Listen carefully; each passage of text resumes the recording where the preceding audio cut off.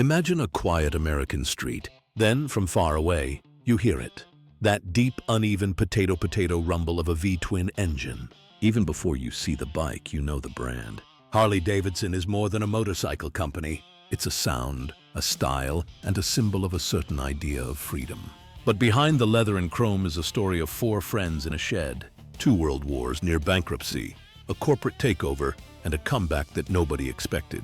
This is how Harley-Davidson became an American legend, and why it's still fighting for its future. The story begins in Milwaukee, Wisconsin in the early 1900s. William S. Harley, a young draftsman, sketches a tiny engine to fit on a bicycle. His childhood friend Arthur Davidson, a pattern maker, joins him.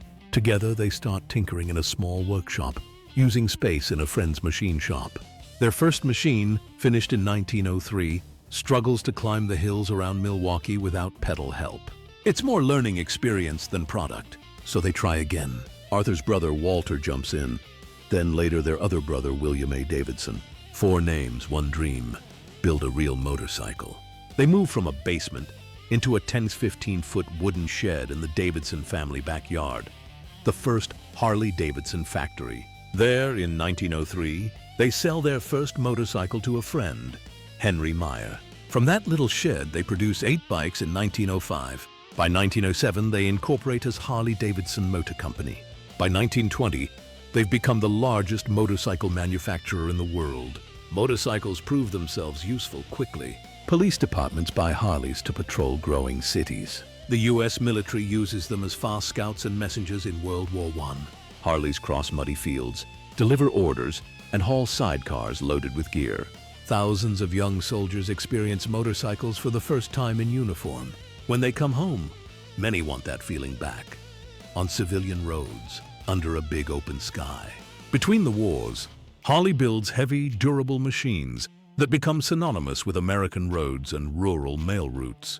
The company survives the Great Depression when so many other makers disappear. Then another war comes. In World War II, Harley-Davidson supplies the U.S. and its allies with military bikes, including the famous WLA models.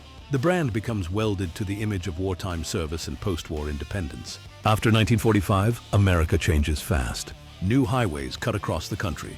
Gas is cheap. Veterans remember the freedom of riding. Clubs form. Most are simply groups of friends, but a small number become outlaw clubs that reject both rules and PR-friendly behavior. Hollywood notices.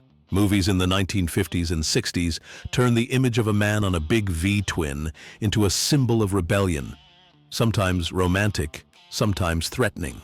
Whether fair or not, Harley-Davidson becomes the default visual for the outlaw biker in popular culture. The company itself leans more toward police bikes, touring, and working machines. But the myth is now attached to the name on the tank. That myth will help Harley later, but it will also trap it. By the late 1960s, things get rough. In 1969, American Machine and Foundry, AMF, buys Harley-Davidson. The idea is to mass-produce, streamline, and profit. Production speeds up, workforce is cut. Investment in tooling and quality lags behind. At the same time, Japanese manufacturers, Honda, Yamaha, Suzuki, Kawasaki, flood the market with lighter, more reliable, cheaper motorcycles, what the press will call the universal Japanese motorcycle. Harleys start to feel old, expensive, and fragile by comparison.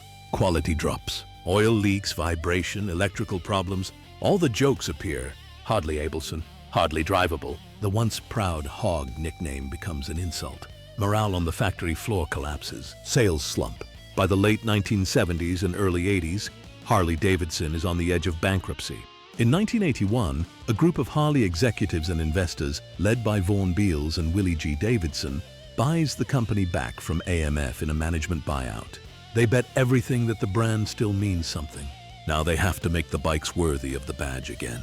They tour Japanese factories, study lean manufacturing, improve quality control, and listen to dealers and riders. They also do something bold. They go to Washington and successfully lobby for temporary tariffs on large Japanese motorcycles, buying Harley time to modernize. Inside the company, the culture shifts. Employees are pulled into problem-solving teams. Quality circles replace some of the old command and control. At the same time, Harley leans into its identity. Big air-cooled V-twins, heavy touring bikes, chrome and customization. They don't try to beat Japan on speed or technology. They double down on feel and heritage. By the late 1980s and early 1990s, the turnaround is real. Demand surges, waiting lists appear. Harley is not just alive, it's a premium badge again. One of Harley's most important products isn't made of metal.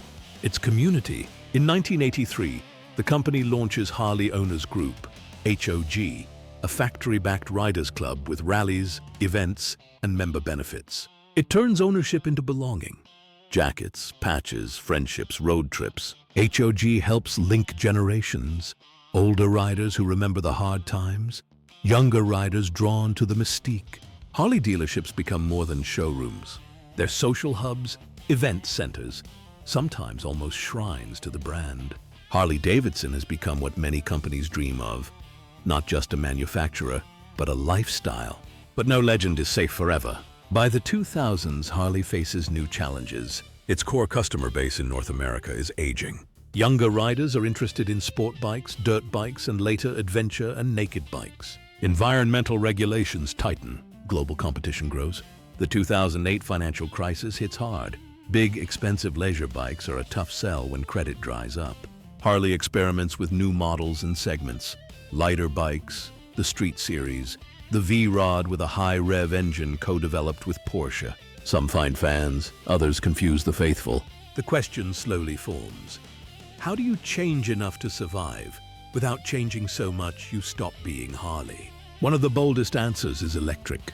In the 2010s, Harley develops the LiveWire, an all-electric motorcycle that accelerates like a rocket and sounds more like a spaceship than a hog. In 2021, Harley spins LiveWire out as a separate electric motorcycle brand, drawing on Harley's engineering and design, but aimed at a different kind of rider. Urban, tech-oriented, curious about EVs. Some longtime fans ask, is this still Harley? Others see it as a necessary step if the company wants to exist in a world of climate targets and changing cities. Electric is only part of the story. Harley also invests in adventure bikes, new cruisers, and updated touring models, trying to balance tradition and innovation.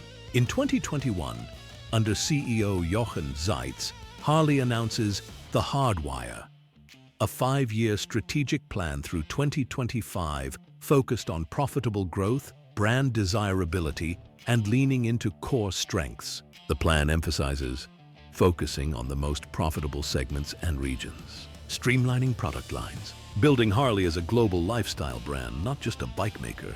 At the same time, Harley restructures its international presence, pulls back from some markets, and invests heavily in branding, accessories, and financial services.